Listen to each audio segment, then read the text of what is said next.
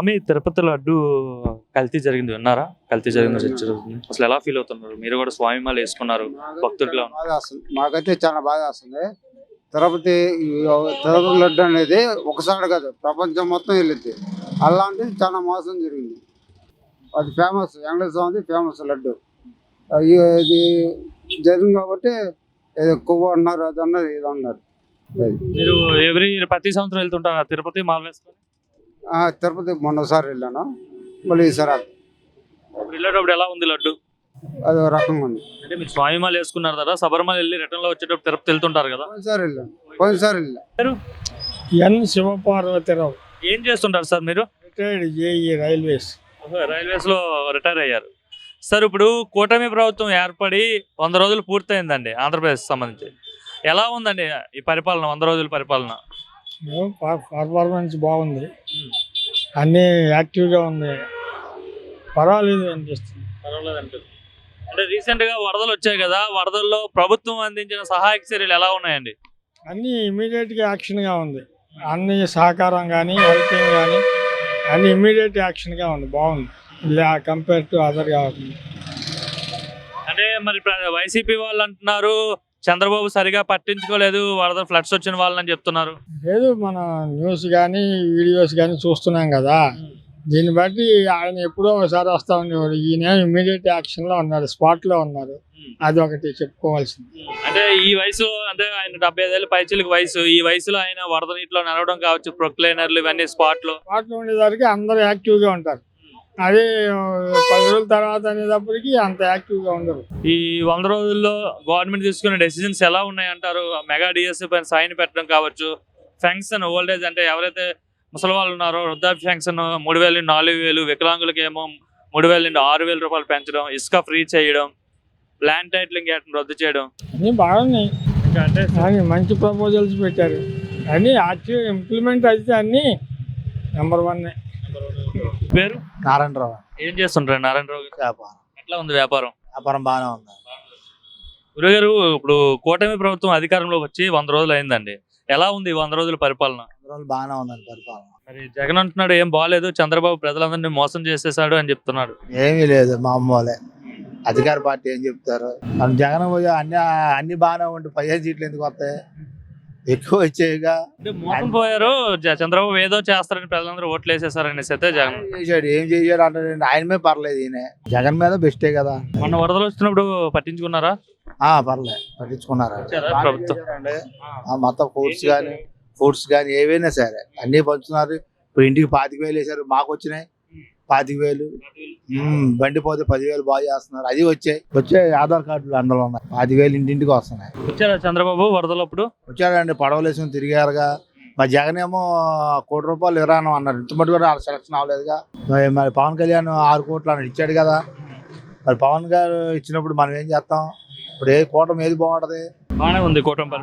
అంటే చాలా హామీ ఇచ్చాడు, ఏమీ ఇవ్వలేదు, ఓన్లీ పెన్షన్ ఒకటే ఇస్తున్నాడు అంటున్నారు కదా అందరూ. పెన్షన్ అన్ని ఇచ్చారండి, హామీలు కూడా అన్ని అమలు పడి 100 రోజులే అయింది. సంవత్సరం అయితే అన్ని అమలు అవుతాయి. కంగారు పడితే అలాగా. అన్నా క్యాంటీన్లు పెట్టారు కదండి, దానివల్ల ఉపయోగం ఉందంటారా? అన్నా క్యాంటీన్ బాగానే ఉందండి, లేనివాడు ₹5 పెడితే అంటున్నారు. ఇప్పుడు మేము వెళ్ళలేదు, మా ఆవిడ ఊరు వెళ్ళింది, ₹5 పెట్టుకుని నేను తిన్నా, అయిపోయింది, మాకు కడుపు నిండింది. బాగానే ఉంది అంతా, అందరూ తింటున్నారు. బండి రెస్టావాడు, ప్లాట్ఫారం బండి వాడు ₹5 పెట్టి ఎక్కడే తింటున్నారు, బొడవేరు కాడ. సార్ మీ పేరు? రామారావు అండి. రామారావు గారు ఏం చేస్తుంటారండి? ఫ్రూట్స్ వ్యాపారం చేస్తాం. ఎట్లా ఉందండి వ్యాపారం? వ్యాపారం పర్లేదు, బాగానే ఉంది. అయితే ఇప్పుడు కూటమి ప్రభుత్వం వచ్చి 100 రోజులు అయిందండి. ఎలా ఉంది 100 రోజుల పరిపాలన? ఉందండి. జగన్ ప్రభుత్వం చండాలంగా ఉంది, కానీ వ్యాపారాలు బాగున్నాయి. విజయవాడకి వరద వచ్చిన తర్వాత చంద్రబాబు ఈ 15 రోజులు బాగా కష్టపడి బాగా చేశాడు. చంద్రబాబు నాయుడు చేయకపోయినట్టుకైతే చాలా మంది ఇబ్బంది పడిపోయారు. చాలా అన్ని సౌకర్యంగా అన్నాయి, చాలా బాగున్నాయి. చంద్రబాబు ఏమి చేయలేదు, వరదలు వచ్చినప్పుడు నీటిలో దిగి ఫోటోలు దిగి వెళ్ళిపోయాడు తప్ప ప్రజలు పట్టించుకోవట్లేదు అంటున్నారు. 15 రోజులు నీటిలో బురదలో పడి మొత్తం తిరిగి అన్ని చేస్తేనే ఈ రోజు ఆ ప్రజలకు ఉన్నారు, లేకపోతే నానాగతి పడిపోయారు. ఆ జగన్ అయితే ఒక రోజు వచ్చి వెళ్ళిపోయాడు. 15 రోజులు నీటిలో ఉండి కాదు, మొత్తం అన్ని సౌకర్యంగా చూసుకొని జాగ్రత్త చేసుకొని ఈ రోజుకి ఎవరికి ఇబ్బంది లేదు, బాగా చేశాడు.